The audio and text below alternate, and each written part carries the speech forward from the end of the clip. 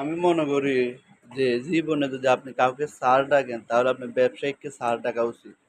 আপনারা ব্যবসায়িকরা এসে অনেকে তুই তে করে শব্দ করেন না? অনেক ব্যবসায়ী কিন্তু এই জিনিসটা খারাপ ভাবে নেয়। কি রে এত কষ্ট করে একটা ব্যবসা ধরলাম, এত পরিশ্রম করতেছি, এত খাটতেছি, সে আমার আয় তুই করি আর অফিসে যাইয়া ওই যারা কাজ করে হ্যাঁ করে বলে স্যার করে।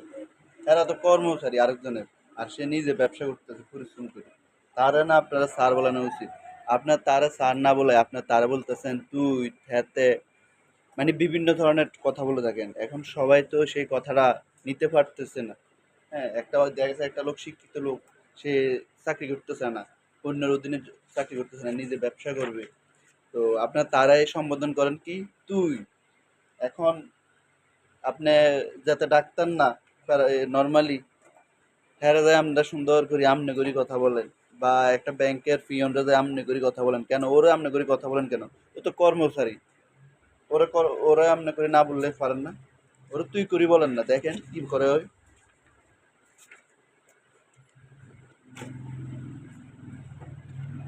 মানে যেখানে সম্মান দেওয়ার দরকার আপনার ওই জায়গায় সম্মানটা দেন না, আর যেখানে সম্মান দেওয়ার দরকার আপনার ওই জায়গাতে সম্মানটা তেলটা বালা করে মারে। এই কারণে দেশের এই অবস্থা। হ্যাঁ, এই কারণে দেশের এই অবস্থা।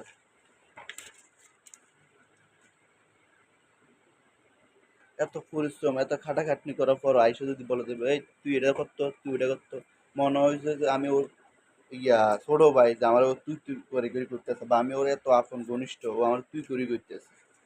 এই জিনিসটি শুনতে অনেকেরই খারাপ লাগে, আপনার না আমার না কেন, সবার ক্ষেত্রে এই জিনিসটা। কাউকে তুই করে বলার আগে চিন্তা করবেন 10 বার যে ওরা আমি তুই বলতেছি, যে ও কিভাবে নিতেছে কথাটা। ও কি আপনার ছোট এক বাচ্চা কচি, কচি বাচ্চারাও তো আপনি তুই করে বললো ওরও তো খারাপ লাগে যে আপনি আমার তুই করে পেয়েছেন কেন। ও বলবে কিন্তু যে আপনি আমার কেন তুই করে বললেন, আপনি আমারে সুন্দর করে কথা বলেন।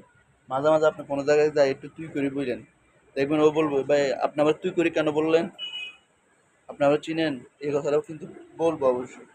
তো যারা ব্যবসা করে তাদেরকে সম্মান দেওয়া শিখুন, দেখবেন সেও আপনাকে সম্মান দিবে, প্রপার একটা ভালো জিনিস দিবে। কিন্তু আপনি যখন তার তুই করে সম্বোধন করবেন, সেও কিন্তু আপনার জন্য ওই কথাটা রেডি রাখবে। মানে এই কথাটা আমি কিলে এই কথাটা বলতেছি, কারণ আমি এগুলোর সম্মুখীন হয়েছি। অনেকে আইসা মানে 5 টাকার ইয়ে নাই মুরুদ নাই, উনি আইসা এই তুই একটু ইয়ে করতো কেন, বিদেশ করে আইসে এই কারণে তুই করে বলতে হইব। মানে বিদেশ করে আইসে দেখে তুই করে বলতে হইব। খাইছে রে, মনে হইতেছে আমি পড়ালেখা সাইডে এসে বসছি, বা ওই যে ছেলেটা ব্যবসা করে ও পড়ালেখা সাইডে এসে বসছে। বেশিরভাগ ব্যবসায়ী কিন্তু শিক্ষিত, কিন্তু এই তুই তুকারির কারণে অনেকে ব্যবসা ছাড়ি দেয়। তো তোর ব্যবসা ব্যবসা খালি, কিন্তু সবচেয়ে দামি জিনিস হচ্ছে ব্যবসা। এটা আমরা সবাই জানি, যে আমাদের নবীও বলছে ইসলামের মধ্যে যে সবচেয়ে দামি জিনিসটা কিন্তু ব্যবসা। সেই ব্যবসায়ীকে কিন্তু সম্মান দিয়ে কথা বলাটা উচিত সবাই। আমরা ব্যবসায়ীকে সম্মান দিই না।